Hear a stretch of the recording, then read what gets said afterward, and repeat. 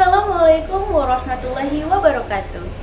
Alhamdulillahirabbil alamin wa bihi nasta'in ala umuri dunya waddin wassalatu wassalamu ala asrofil anbiya'i wal mursalin wa ala alihi rasulillahi ajmain. Amma ba'du.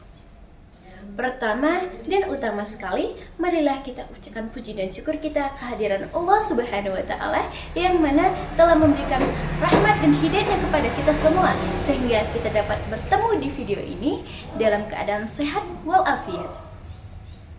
Salawat yang beriringkan salam, marilah kita hadirkan yakni junjungan alam Nabi besar Muhammad SAW dengan melafazkan Allahumma salli ala Sayyidina Muhammad wa ala ali Sayyidina Muhammad.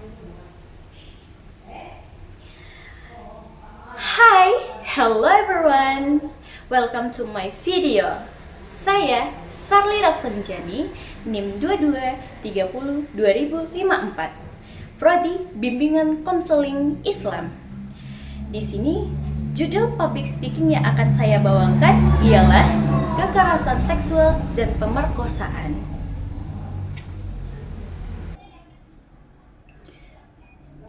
Pengertian kekerasan seksual yaitu suatu perbuatan yang menyimpang yang dimana dilakukannya tanpa ada persetujuan dan izin dari pihak korban atau yang akan menjadi korban, dan berupa seperti sentuhan, cubitan, dan percobaan pemerkosaan.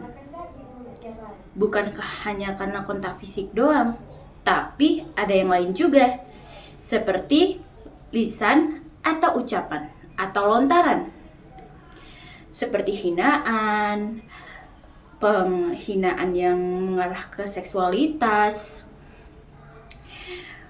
intimidasi, dan ancaman, dan juga seperti catcalling tapi mengarah ke arah yang tidak diinginkan. Dan kita akan masuk yaitu bentuk-bentuk kekerasan seksual.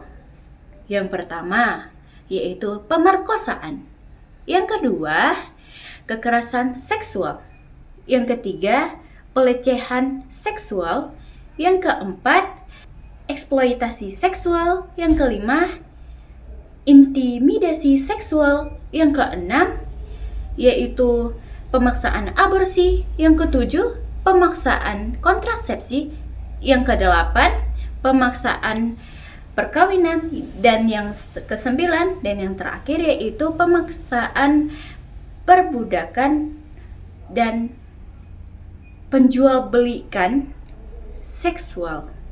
Dan kita akan masuk ke selanjutnya yaitu jenis-jenis kekerasan seksual.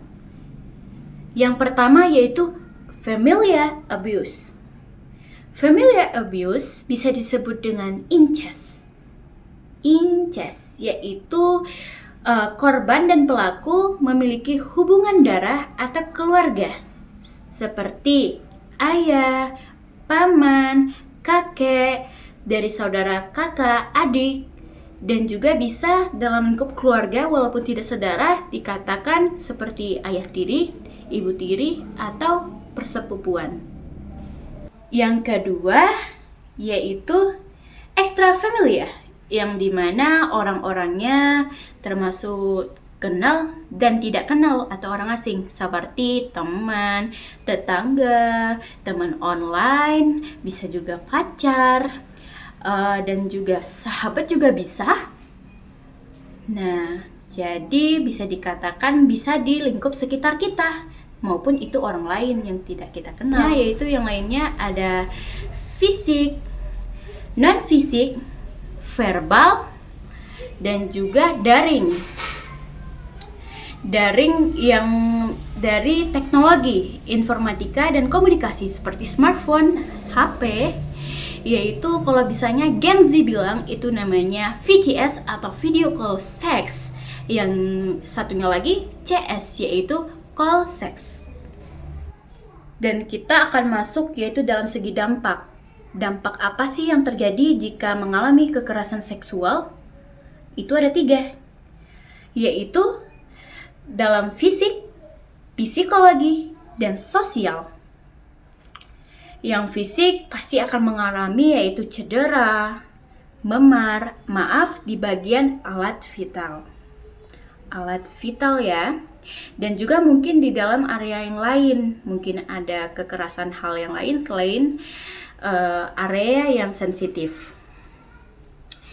Yang selanjutnya yaitu dalam bentuk psikologi. Yang kedua, psikologi yaitu dia akan mengalami cenderung trauma karena mengalami yaitu kekerasan seksual itu.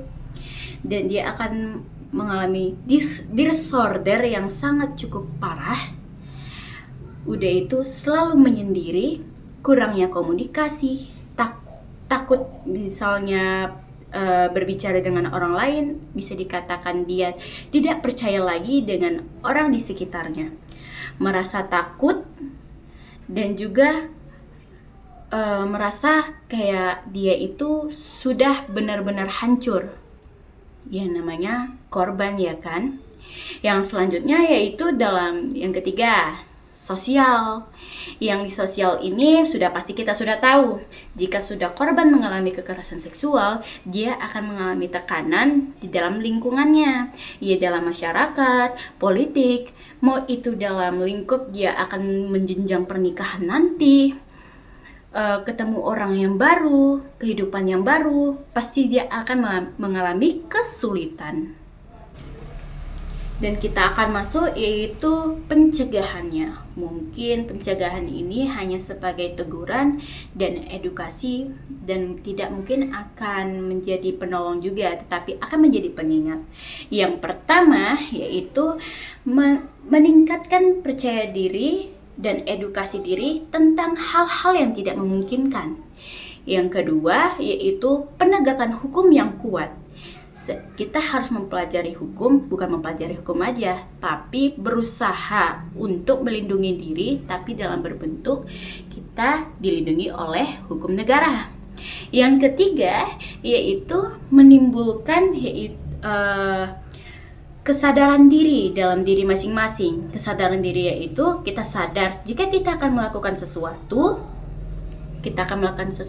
pasti akan ada akibatnya.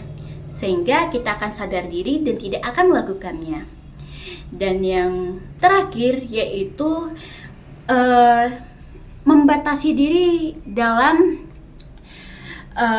bersosialisasi yang sangat luas. Bukannya melarang untuk bersosialisasi ya, tetapi yaitu mungkin punya pergaulan bebas, maksudnya. Jadi pergaulan bebas yang mungkin akan mengakibatkan hal yang tidak diinginkan, yaitu pembahasan kita tentang kekerasan seksual itu dan pemerkosaan. Sehingga dalam hal ini kita harus perlu memerhatikan diri sendiri dan sekelilingan kita. Dan kita masuk yang selanjutnya, yaitu yang terakhir, tentang pentingnya pendidikan tentang seksual. Kenapa penting? Ya sangat penting dong, karena itu edukasi dan juga pengetahuan agar untuk melindungi diri kita masing-masing. Diri bukan masing-masing sih, sendiri. Ya, yang pertama kita harus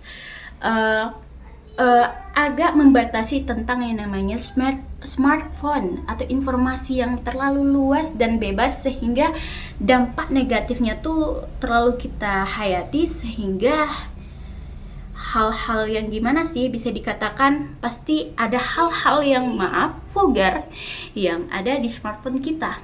Jadi kita harus meng-cut itu dan harus menghindari hal yang seperti itu. Nah, yang kedua, kita harus membangun kepercayaan antara orang tua dan anak, seperti ayah, mama, bisa juga kakek dan nenek, bisa juga om dan tante, mungkin paman gitu kan. Yang dimana kita harus membangunnya itu dengan silaturahmi yang baik. Iya dong, agar kita dapat perlindungan, yaitu orang terdekat kita. Tapi ingat, kita harus waspada juga.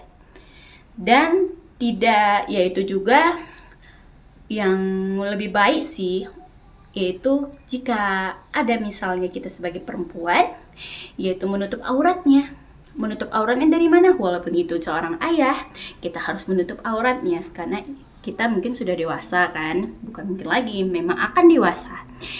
Ya, jadi kita harus menutup auratnya agar tidak terjadi hal yang tidak diinginkan, kesalahpahaman, dan terjadinya hal yang tidak diinginkan. Dan yang selanjutnya yaitu kita harus membangun kepercayaan diri dalam diri kita. Dan harus tahu jika kita akan melakukan sesuatu, kita harus tahu konsekuensi yang akan terjadi jika kita melakukan hal yang dimana awalnya kita anggap itu sepele, rupanya akan terjadi hal yang tidak diinginkan itu.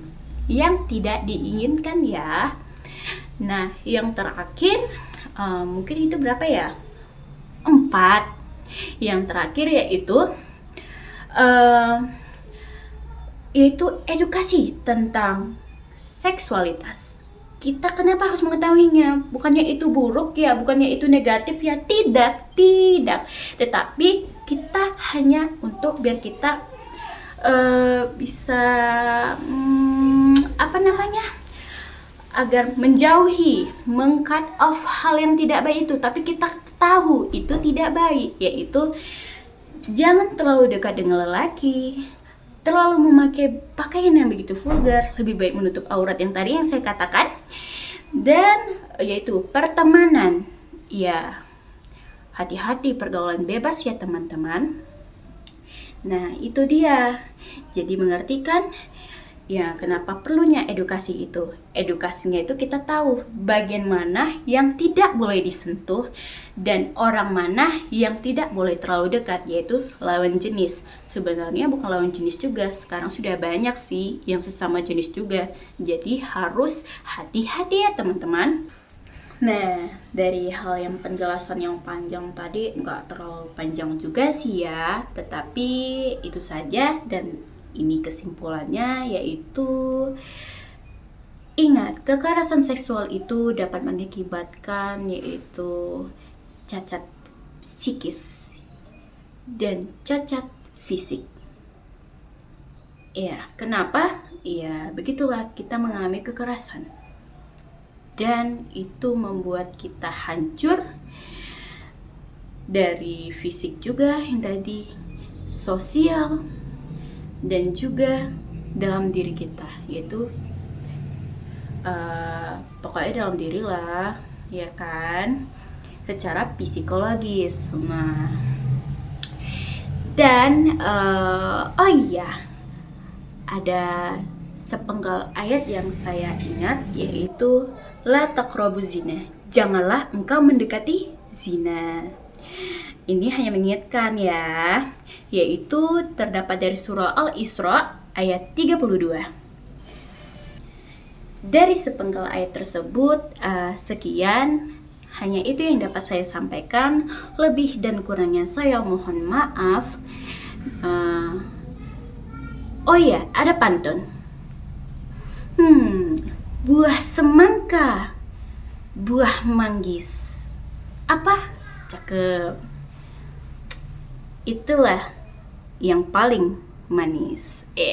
Nggak aku yang manis. Oke, sekian dan terima kasih. Wassalamualaikum warahmatullahi wabarakatuh.